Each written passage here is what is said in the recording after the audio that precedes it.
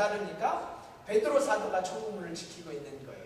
그 천국문에는 Welcome to the Heaven 이라는 팻말이 크게 붙어 있었습니다.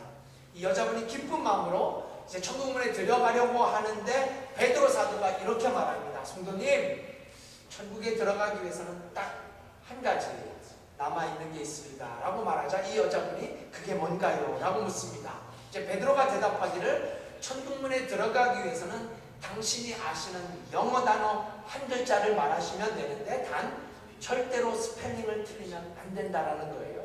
이게 뭐 어려운 일이겠습니까? 이 여자 성도님이 대뜸 love라는 단어를 부르면서 L-O-V-E라고 말하자 베드로가 천국문 패스를 전해줍니다. 예. 유머예요 여러분. 너무 심각하게 듣지 않으셨으면 좋겠어요. 예. 막 여러 단어들 지금 생각하시는 표정이에요. 자, 이제 여자 성도님이 천국문에 들어가려고 하는데 베드로가 갑자기 이런 부탁을 하는 거예요. 성도님, 제가 잠시 자리를 비워야 할 일이 생겼는데 죄송하지만 잠깐 저 대신 자리를 좀 지켜달라고. 뭐 절대 어려운 일이 아니고 오시는 분들에게 똑같이 하면 된다고. 대부분의 사람들도 당신처럼 쉬운 단어를 말할 거라고. 누가 봐도 어려운 일이 아니죠. 그리고 나름대로 잠시지만 천국문을 지킨다는 프라우드가 생겨서 그렇게 하겠다고 하자 베드로가 잠시 자리를 비우게 됩니다. 그런데요, 얼마 지나지 않자 저 멀리서 한 남자가 막 뛰어오는데 그 남자가 바로 자신을 너무너무 힘들게 해서 결국 이혼을 하게 된 전 남편이 아니겠어요. 조금 당황하면서 황당했어요. 아니, 저 인간이 천국에 올 사람이 아닌데. 그런 생각을 하고 있는데 이 남자가 어느새 천국문에 도착하고 전 부인을 보자 이내 너무 기쁜 표정을 짓는 거예요. 그래서 이 남자가 이렇게 말합니다. 나는 당신이 천국에 올 줄 알았다고. 당신은 반드시 천국에 올 사람이었다고. 나도 당신 따라 천국에 와서 너무 반갑다고. 너무 기쁘다고. 너무 해피하다고. 아주 가슴에 벅찬 말을 합니다. 그자 이 여자분이 이렇게 말을 해요. 아니요, 아직 천국에 완전히 들어가는 게 아닙니다.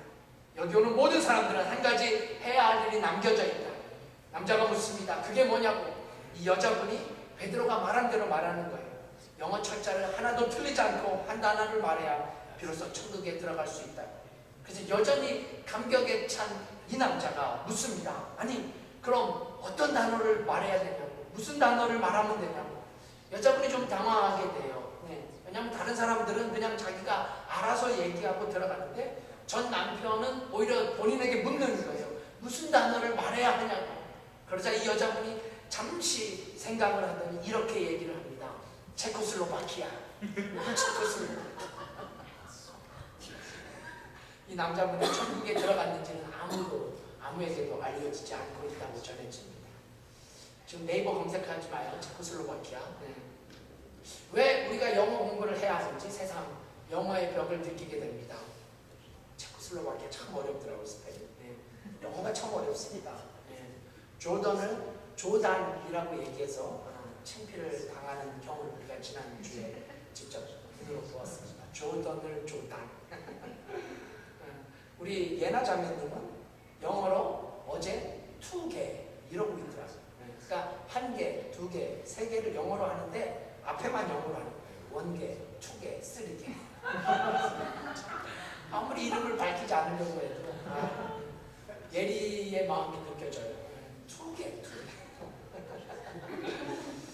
아직 많은 분들이 기억하십니다. 문제가 조던인 것을 송 집사님이 맞춘다고 조단 했다가 틀렸잖아요. 부인이 반주자님이 얼마나 창피했던지 진짜 창피하셨습니다. 물론 사실 조던과 조단 우리 한국 사람이 보기에는 전혀 다르지 않을 수 있습니다. 그럴 수 있어요. 겉으로 보기에는 조던과 조단 이게 부인의 입장이니까 창피하죠. 뭐 조단 이것만 창피했던 건 아니었지만 이게 겉으로는 다르지 않습니다. 캠프장에서 어떤 분이 그래요. 지난주 사관님이 더 창피한지 우리 송 집사님이 더 창피한지 투표해보자. 지금 한국에서 투표합니다. 정말 이런 얘기를 듣는다는 게 얼마나 창피한지 모르겠어요. 저는 조던을 조단이라고 절대 하지 않습니다. 네. 한국의 육사 선거가 끝나면 한번 저희도 투표를 해보면 어떨까 하는 생각이 듭니다. 여러분, 왜 제가 오늘 헌금에 관한 두 번째 말씀을 전하면서 영어를 굳이 말씀드릴까요? 여기에 바로 오늘 여러분과 나누고 싶은 주제가 담겨져 있기 때문입니다. 헌금이요? 겉으로 보기에는 이게 참 구별하기가 쉽지 않습니다. 어찌 보면 조던과 조단, 이 구별보다 더 어려울 수 있어요. 무슨 구별을 말할까요? 그냥 돈을 드리는 헌금과 진심으로 드려지는 헌금. 이게 겉으로 보여지는 액수 때문에도 헷갈릴 때가 있고, 또 누가 드리냐에 따라서 헷갈리기도 하고, 정직하게 말해서 마음의 문제이기에 참된 헌금과 그렇지 않는 헌금을 구별하기란 참으로 쉽지 않습니다. 그렇습니다. 이것이 오늘 지난 시간에 이어 성경이 가르치는 헌금에 관해서 여러분과 다시 한번 진지하게 생각해 보고 싶은 이유입니다. 지난 시간 어떻게 드릴 것인가에 이어서 오늘은 무엇을 드려야 할 것인가. 진정으로 우리가 주님 앞에 예배를 드리면서 저와 여러분이 드려야 할 참 헌금은 무엇인가, 우리가 무엇을 드려야 한다고 성경이 가르치고 있는가를 함께 생각하며 우리의 헌금 생활을 좀 더 진지하게 바라볼 수 있기를 기대해 봅니다. 자, 그럼 본문으로 들어가서 첫 번째로 성경이 우리 믿음의 성도들에게 가르치는 진정한 헌금의 정신, 우리는 무엇을 드려야 한다고 본문이 가르치고 있을까요? 그것은 바로 마음에 정한 것, 우리 마음에 정한 것을 드려야 한다는 것이 성경의 메시지예요. 즉 저와 여러분의 마음에 정한 것, 그것을 드려야 한다는 말씀이에요.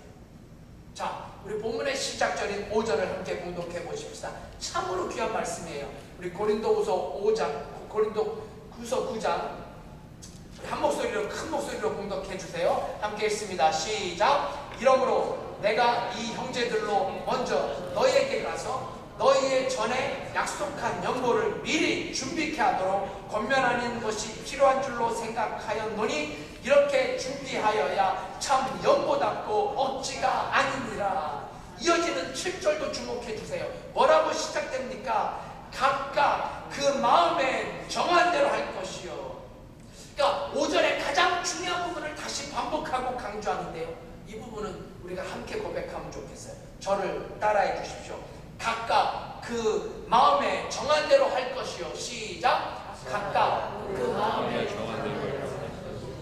여러분 잊지 마십시오. 잊지 마셔야 돼요. 이게 헌금입니다. 이게 성경이 말하고 있는 헌금의 가치관이에요. 오늘 본문의 상황과 시대적 배경 이런 거 제가 오늘 하나도 설명하지 않으려고 합니다. 왜냐하면 이런 게 중요한 게 아니라 진짜 중요한 헌금의 정신은 마음에 정한 것, 그것을 드리는 것이 성경이 말하고 있는 헌금관이기 때문입니다.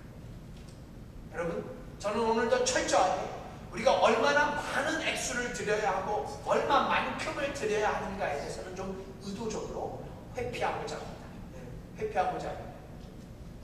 물론 이 부분이 중요하지 않은 것은 절대로 아닙니다. 사실 제가 이 부분도 말씀을 드려야 하는데요, 요즘 우리 한국교회가 너무 헌금의 액수에 대해서만 강조하는 것 같아서 제가 헌금에 대한 설교를 준비하면서 여러 관련된 설교를 듣는데요, 많은 설교가들이 여전히 많이 바치라고, 크게 드려야 복을 받는다고, 안타깝게도 여전히 이런 설교가 너무 많이 남용되어지고 있다는 생각을 떨쳐버릴 수가 없어요. 물론 여러 번 말씀드렸듯이 우리가 이 부분을 무시하면 안 돼요. 간과하지 말아야 합니다. 11조의 신앙을 넘어서서 한국의 김동호 목사님은 청년들에게 10의 2조, 10의 3조, 10의 5조, 본인은 지금 10의 5조를 하고 있다고, 한번 해보라고 믿음의 도전을 하기도 합니다. 그럼요, 이게 중요하지 않은 게 아니에요. 지금 분명 믿음의 결단이요, 축복의 이유라는 사실을 저는 결코 부인하지 않습니다. 중요한 부분이에요. 하지만 제가 이 구세군 강단에서 정말 오랜만에 헌금에 대한 말씀을 전하면서 저는 좀 더 근본적인 헌금의 정신, 성경이 말하는 헌금의 가치관, 정말 성경이 말하는 참 헌금은 무엇인가, 아니 이게 우선되어져야 한다고 믿습니다. 네. 그런 의미에서 제가 언젠가는 좀 돈에 대해서도 이 말씀을 전해야 되겠다는 생각이 들었어요. 말씀드린 김동호 목사님의 설교를 듣는데요, 제가 얼마나 도전이 됐는지 몰라요. 이게 돈에 대한 강의 같으면서도 성경이 말하고 있는 돈에 대해서 분명한 메시지를 전달해 주는 거예요. 우리 성도들이 돈을 어떻게 사용해야 하느냐, 뭐 이런 부분, 저도 정말 잘 준비해서 말씀을 전해야 되겠다는 부담감이 생겼던 게 사실이었어요. 여러분, 다시 본문으로 돌아가십시다. 성경이 무엇을 들어야 한다고 가르칩니까? 무엇이 진짜 참 연보답다고요? 준비하여. 즉 미리 준비하는 것, 미리 마음에 준비해서 그 준비한 것을 주님 앞에 드리는 것, 이것이야말로 성경이 가르치고 있는 헌금의 가장 기본적인 정신임을 우리는 잊지 말아야 합니다. 사랑하는 구세군 필라델피아 성도 여러분, 제가 이 시간 진심으로 우리 교회 성도님들에게 믿음으로 도전하고 부탁드립니다. 제발 주일헌금 준비한 것 가지고 나오십시오. 여러분의 마음으로 정하는 것, 그것을 드리세요. 성경은 우리가 얼마를 준비해야 한다고 결코 그렇게 가르치지 않습니다. 20불을 드리라, 10불을 드리라, 50불을 해야 한다. 그게 아니라 성경이 진정으로 우리 성도들에게 가르치는 헌금 정신은 준비한 것, 그것도 미리. 여러분, 이 단어 오늘 놓치지 마세요. 미리 준비한 것, 미리 준비된 일, 미리 준비된 헌금. 정사관님 온도 한번 조금 올려줘 보세요. 여러분, 제가 지난 2주 동안 제가 설교를 준비하는 제 책상에 이 두 헌금 봉투를 계속 킵하고 있었습니다. 우리 노 권사님이 2주 동안 드린 헌금, 제가 설교를 준비하는 그 책상에 이렇게 2주 동안 제가 가지고 있었어요. 이렇게 쓰셨습니다. 권사님 불편하시더라도 용서하시고 들어주시면 감사하겠습니다. 5월 12일 헌금 봉투 이렇게 쓰셨어요. 저희 교회 분들은 뭐 대부분 헌금 봉투에 쓰지 않으시는데요. 범사에 감사드립니다. 노부교님, 여행 중 늘 함께 동행하여 주시고 건강 지켜 주시옵소서. 지난주 캠프장에서 예배를 드리는데 그곳에서도 이렇게 헌금 봉투에 쓰시고 헌금하셨어요. 범사에 감사드립니다. 노부교님, 건강 지켜 주시옵소서. 이게 제가 헌금에 대한 말씀을 준비하면서 얼마나 제게 큰 감동과 도전과 은혜가 되었는지 몰라요. 여러분, 우리 노부교님이 지금 이제 90세를 다 바라보시는 연세에 5일 동안 한국을 다녀오셨어요. 아마 비행기 여행 빼면 한국에서 있었던 시간은 3일이 조금 넘을 거예요. 이게 가능한 일이나 합니까? 저는 공짜표 줘도 5일이면 안 갑니다. 진심에. 뭐 제가 비행기 멀미 얼마나 심한지 아시잖아요. 5일짜리 공짜표 저는 안 가요. 다른 사람에게 팔면 팔지 저는 절대 안 가요. 우리 노부교님 5일 동안 한국 다녀오시고 그 다음날 교회 멀쩡히 나오시더니 그 다음날 본인이 직접 운전하셔서 아인슈타인 병원 응급실로 들어가셨어요. 걸어 들어가셨어요. 무슨 긴 열전도 아니고 응급실에 운전하셔서 걸어 들어가셨어요. 세상에 이런 일이. 제가 걱정돼서 이제 집으로 신방을 갔더니 안 계세요. 아까 말씀드린 대로 집에 꼼짝없이 계셔야 한다고 노 권사님 신신당부했고 저도 전화 여러 번 드렸고 하나님에 가 계신 거예요. 권사님들 제가 얼마나 걱정했는지 몰라요.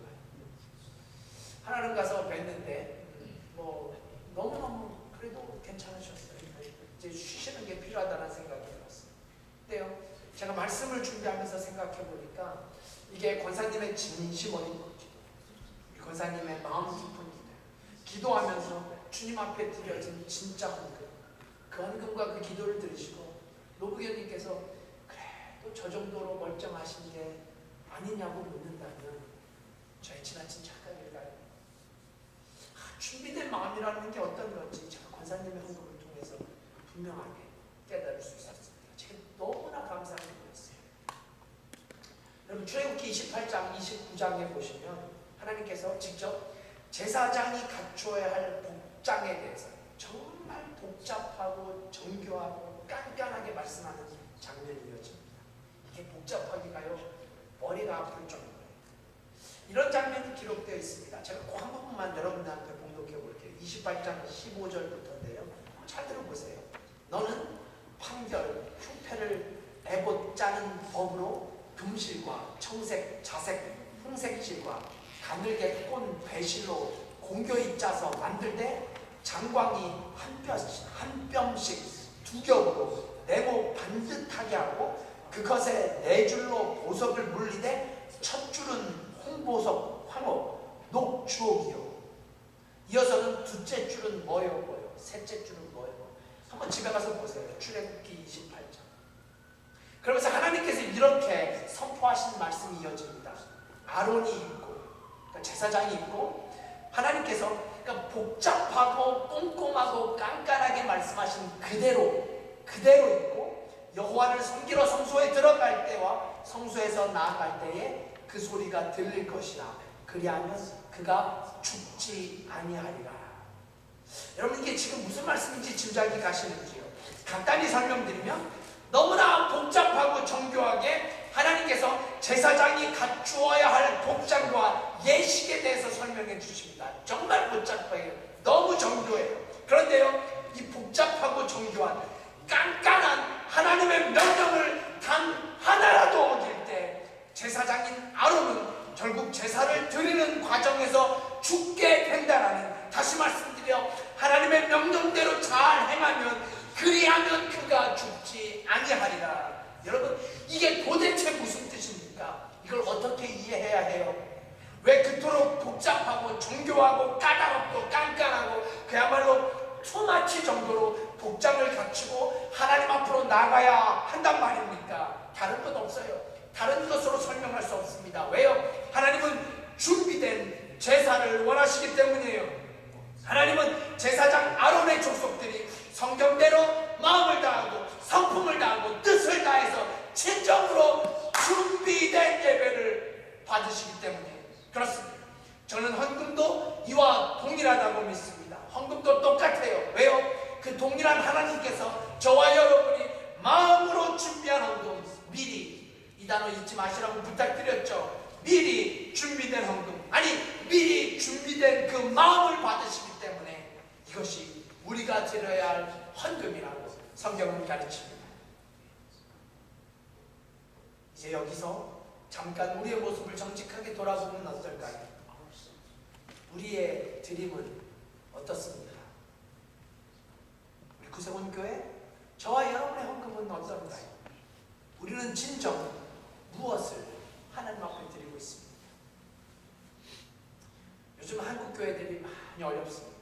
이민 교회들은 더더욱 어려워요. 제가 지금 교협의 총무의 일로 섬기고 있는데요. 교협의 일이라는 게 소속된 교회들의 회비, 소위 분담금으로 운영이 되는데요. 분담금을 내지 못하는 교회가 한두 교회가 아니에요. 교회가 어렵다 보니까 벌써 회기가 시작한 지가 반년이 지났는데요. 60개가 넘는 교협 소속 교회 중에 분담금을 낸 교회가 몇 교회 되지 않습니다. 더군다나 내도 다 내지 못하는 형편이에요. 500불을 내야 될 교회가 100불, 200불. 저희 필라에서 5 손가락 안에 드는 큰 교회 목사님이 그래요. 요즘 교회 힘들다고. 재정적으로 본인 교회 정말 힘들다. 네, 이게 교회 현실입니다. 이민교회 현실이에요. 그러다 보니까 어느 교회들은 헌금의 종류를 무리해서 드리게 됩니다. 저희 교회도 이제 차량 헌금 때문에 헌금의 종류가 늘었어요. 그러니까 어떤 식으로든 헌금의 종류를 늘리는 거예요. 어느 교회는 실제로 교회의 헌금 종류가 20가지가 넘기도 합니다. 헌금 봉투에 헌금 그 제목들이 20가지가 넘어요. 물론 헌금의 종류가 많다라는 사실만으로 정지하는 건 여러분 더 큰 죄예요. 어떤 교회가 실제로 건강하지 않는가를 보지 못하고 그저 헌금의 종류가 20가지가 넘는다. 교회가 돈독이도 올랐다고. 이런 추적 60분의 시선은 훨씬 더 큰 죄를 범하고 있다는 사실을 우리는 결코 잊지 마세요. 여러분, 제가 지금 무슨 말씀을 드리려고 합니까? 헌금의 종류가 20종류가 되는 교회가 있고 헌금의 종류가 2가지만 있는 교회도 있을 수 있습니다. 진짜 문제는 무엇을 드리고 있는가라는 문제예요. 무엇을 어떻게 드리고 있습니까? 정말 이 시간 우리가 정직하게 물어야 할 질문, 과연 우리는 무엇을 드리고 있습니까? 오늘 성경에 가르치는 대로 저와 여러분이 준비된 헌금을 드리고 있습니다. 진심으로 준비된 헌금. 어떤 단어를 잊지 말라고요. 미리 준비된 예물, 미리 준비된 헌금. 이것이 참 연보라고, 이것이 진짜 헌금이라고. 그리고 이어서 성경은 또 한 가지 중요한 헌금의 정신을 가르칩니다. 이게 이어지는 본문의 7절에 기록되어 있습니다. 제가 오늘은 6절은 생략하려고 해요. 이걸 설명하려면 조금 복잡해져서 7절, 우리 이제 끝까지 봉독해 보십시다. 7절 말씀 함께 봉독해 봐요. 시작. 각각 그 마음에 정한 대로 할 것이요 인색함으로나 억지로 하지 말지니 하나님은 즐겨내는 자를 사랑하십니다. 여러분, 두 번째 성경이 가르치는 헌금의 정신은 바로 억지로 하지 말라는 말씀. 억지로 하지 말지니 하나님은 즐겨내는 자를 사랑하십니다. 제가 너무 좋아하는 단어예요. 너무 좋아하는 말씀이에요. 억지로 하지 말지. 억지로 하지 말라는 거예요. 사실 성경이 말하는 억지로라는 단어는 헌금에만 적용되어지는 단어가 결코 아닙니다. 모든 신앙생활에서, 모든 신앙생활의 영역에서 사용되어지는 단어가 바로 억지로라는 단어예요. 이게 제 목회의 철학 중에 하나입니다. 억지로 하지 않는 교회, 억지로 드려지지 않는 교회, 억지로 찬양하지 않는 찬양팀, 억지로 봉사하지 않는 교회, 억지로 사역하지 않는 교회, 억지로 기도하지 않는 교회, 억지로 친교하지 않는 교회, 억지로 예배하지 않는 교회. 진짜 아멘 할 때까지 해야 되나? 우리 원로단장님 되셨으면 한 번은 했을 텐데. 네. 이러면 또 억지로 아멘 하게 되는 걸까요? 그래요. 교회의 헌금의 종류가 20가지, 아니 200가지가 돼도 그 모든 것이 억지로 드려지는 예물이 아니라 즐겨 드려지는 예물. 본문에서 즐겨낸다라는 뜻은 기쁨을 표현하는 뜻이에요. 오늘 우리가 참 즐거운 노래로 예배를 시작했잖아요. 즐겨내는 것은 기쁨으로 드려지는 거예요. 억지가 아니라 기쁨으로 드려지는 예배. 예물, 하나님은 그 예물을 받으신다고, 그 즐겨내는 자를 사랑하신다고 말씀하십니다. 다시 말씀드려요. 얼마를 드리느냐가 아니에요. 얼마나 많은 헌금을 드리느냐가 아니라 억지로 드리느냐, 억지로 드리느냐, 아니면 기쁨으로 드리느냐. 그렇다면 오늘 본문을 통해 우리가 물어야 할 질문은 더욱더 분명해집니다. 준비된 예물을 드리는 성도, 준비된 헌금을 드리는 교회, 그 준비된 헌금을 우리는 혹시 억지로 드리고 있지는 않겠죠. 그저 주보에 이름 올라가는 것으로 만족하며 정말 기쁨으로 드려지는 예물이 아니라 억지로 혹은 어쩔 수 없이 드려지는 예물이라면 우리는 오늘 이 하나님의 말씀 앞에 비춰진 우리의 모습을 정직하게 돌아볼 수 있어야 할 줄 믿습니다. 그러면서 저는 이렇게 간절히 기도드립니다. 우리 구세군 교회가, 구세군 필라하님 교회가 준비된 예물을 기쁨으로 드리는 교회, 미리 준비된 헌금을 즐겨드리는 성도, 기쁨의 드림이 있는 성도, 그래서 하나님의 사랑하심을 풍성하게 경험하는 우리 모두가 될 수 있기를 주님의 이름으로 간절히 기도드립니다. 자, 그럼 이제 여기서 한 걸음 더 나가 마지막으로 무엇을 주님 앞에 드릴 것인가? 무엇을 하나님 앞에 드릴 것인가? 오늘 정말 중요한 성경의 가치관을 나누고 있는데 집중히 들어주십시오. 무엇을 드려야 합니까? 그건 바로 내게 없는 것, 내게 없으면 안 되는 것, 그것을 하나님께 드리는 것, 이것이 진짜 헌금이라고 성경은 가르칩니다. 내게 없으면 안 되는 것. 자, 이제 오늘의 두 번째 본문인 마가복음 12장의 말씀. 지난번에 살짝 들여다봤는데 성경의 스토리 중에 아주 유명한 스토리입니다. 헌금에 대한 본문의 설교를 찾아보면 이것이 1등이에요. 자, 예수님께서 어느 날 예배를 드리러 오는 사람들의 헌금함을 주목하시게 됩니다. 본문에 보시면 예수님께서 무리의 연꽃게에 돈 넣는 것을 보셨다라고 기록되어 있어요. 이 말씀은 성경의 원문에 의하면 그냥 한 번 본 것이 아닙니다. 우연히 본 것도 아니에요.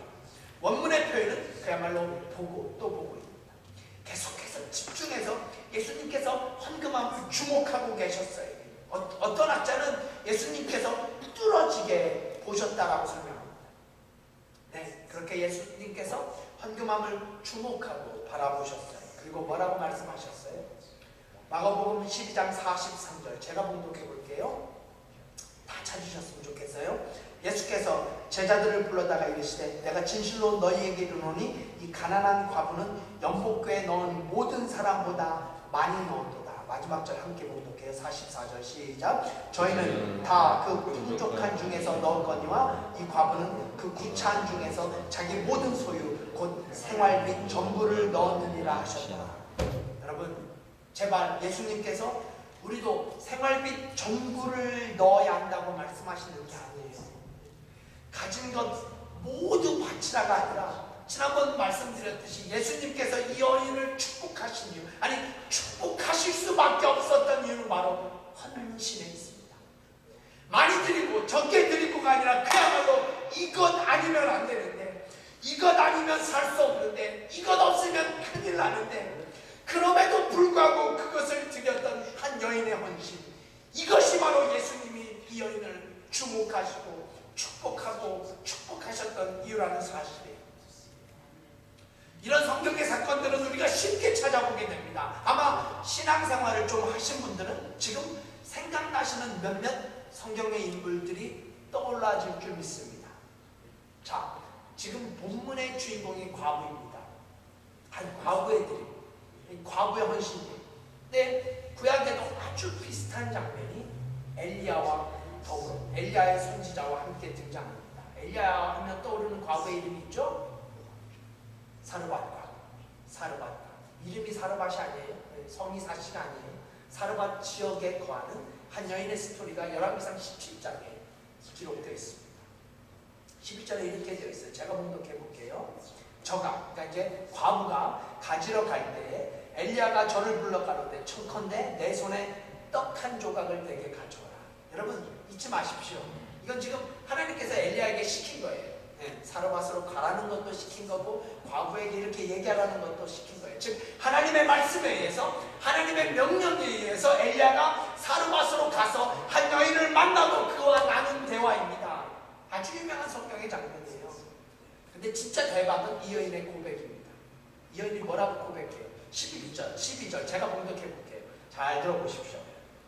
저가 가로되, 이 여인이 가로되 당신의 하나님 여호와의 사심을 가리켜 맹세하노니 나는 떡이 없고 다만 통에 가루 한 움큼과 병에 기름 조금뿐이라. 내가 나뭇가지 두엇을 주어다가 나와 내 아들을 위하여 음식을 만들어 먹고 그 후에는 죽으리라. 잘 보십시오. 이 여인에게 남은 이 밀가루 한 움큼과 기름 조금, 이것은 그녀에게는 없어서는 안 돼. 지금 현재 가장 소중한 것이었어요. 가장 중요한 거예요. 아니 이 땅의 마지막 만찬입니다. 그런데 하나님은 이 여인으로 하여금 그 마지막 남은 것, 그것을 드리는 헌신을 요구하세요. 이 여인에게 없어서는 안 될 그 마지막 것을 드리는 헌신. 그리고 이 여인의 드라마가 어떻게 끝이 났는지 잘 알고 있죠. 잘 모르시는 분 열왕기상 한번 찾아보세요. 너무너무 재밌는 스토리가 이어집니다. 이 여인의 드라마가 얼마나 아름다운 해피엔딩으로 끝이 납니까? 여러분 오늘 본문 속의 여인도 사르밧 과부의 처지와 그리 다르지 않습니다. 그렇죠. 예수님께서 고작 엽전 2개를 헌금으로 드린 이 여인을 축복하신 이유가 뭐라고 생각하십니까? 한 여인의 전폭적인 헌신, 하나님 앞에 그야말로 자신의 모든 것을 드리는 삶, 자신에게 없어서는 안 돼, 자기가 가지고 있는 그 마지막 잎새 같은 그 소중한 드림으로 주님 앞에 나왔던 한 과부의 예물. 오늘 우리가 마지막 찬송으로 이 찬송을 부르게 됩니다. 우리가 늘 습관처럼 부르게 됩니다. 그래서 한국교회는 이미 헌금 속으로 자리 잡혀버린 70일자. 내게 있는 모든 것을 주를 위해 바치네. 내게 있는 모든 것을 주를 위해 바치네. 내게 있는 것을, 모든 것을 주께 드리죠. 아니요, 저 오늘 말씀을 준비하면서 진심으로 제가 깨달은 메시지가 여기 있어요. 우리가 무엇을 드려야 합니까? 내게 있는 모든 것을 드린다는 너무나 추상적인 드림이 아니라 정말 내게 없으면 안 되는 것, 내게 없으면 큰일 나는 것, 내게 없으면 생각할 수도 없는 것, 우리가 진정 그것을 가지고 하나님 앞으로 나오고 그것을 하나님 앞에 드리고 있는 것.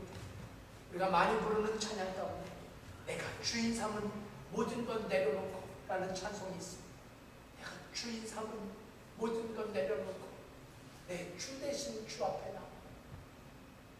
내가 주인 삼은 모든 건 내려놓고 내 주 대신 주 앞에 나와.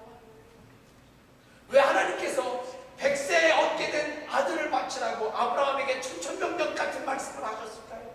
아니 왜 도대체 무슨 이유로 하나님은 아브라함의 마음에 찢어지도록 아픈 헌신을 요구하셨을까요? 왜 그렇습니까? 오늘 메시지로 본다면 분명하게 이해되지 않습니까? 바로 아브라함에게 없으면 안 되는 것, 그것을 하나님께서 요구하시기 때문이죠.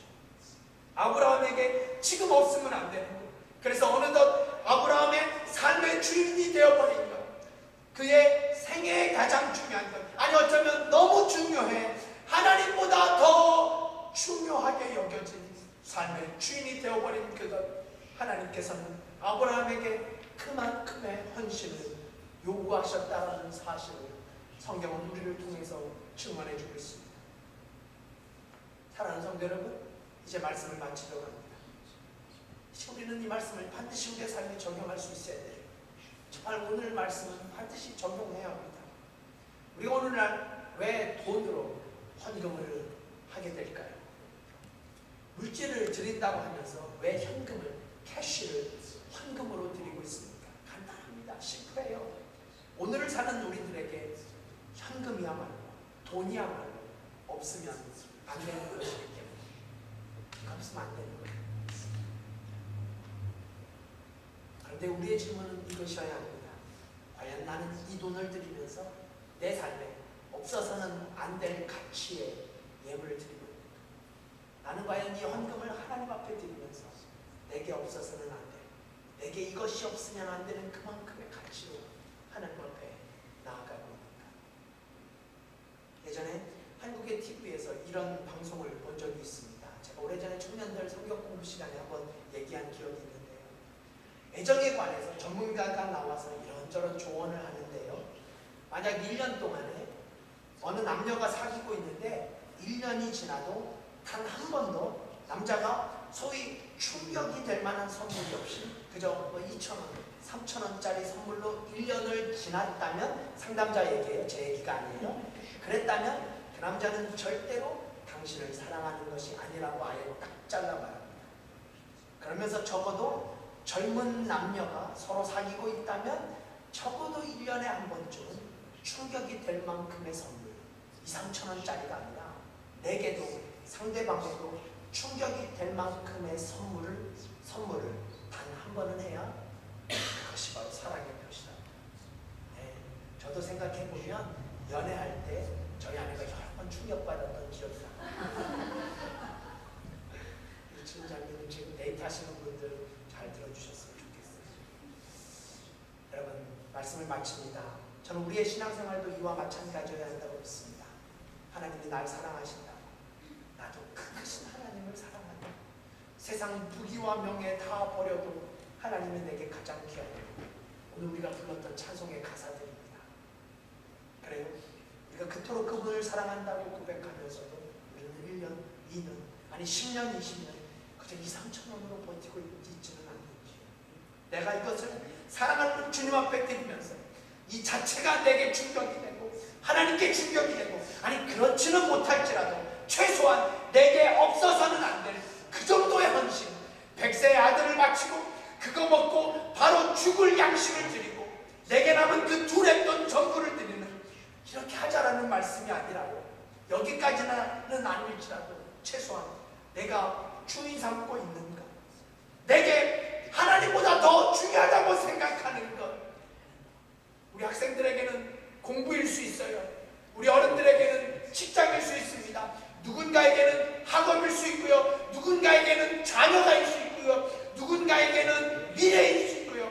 내 삶 속에 하나님보다 더 중요하게 여겨졌던 내 삶의 우상들, 그건 내려놓고 정말 준비된 마음으로 믿음으로 미리 준비하면 억지로가 아니라 기쁨으로, 즐거움으로, 감사함으로 저 헌금함에 손을 놓고 있습니다. 그렇게 헌금뿐 아니라 우리의 사역이 그렇게 이루어지고 있습니까?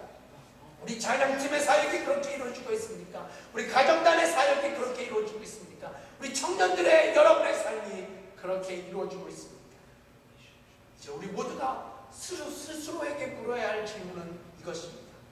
우리는 지금 무엇을 주님 앞에 드리고 있으십니까?